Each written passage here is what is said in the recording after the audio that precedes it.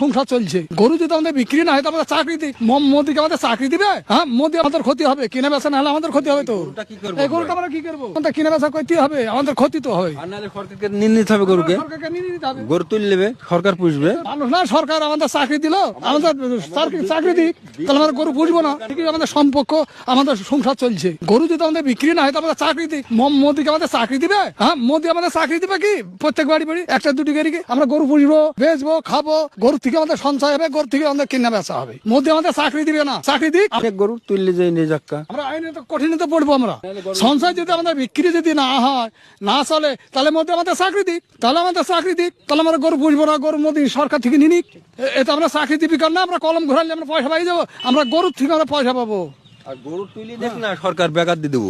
হ্যাঁ, বিবেচনা করার দরকার। এবং বিক্রি যদি না হয়, সরকার তুলে নেবে গরু আমাদের ঠিকই। আমরা গরু কোথায় রাখবো? গরুটা আমাদের রাখার তো জায়গার দরকার। বিশাল খেতে দেওয়ার সমস্যা মানে বেকারে পড়ে যাবো।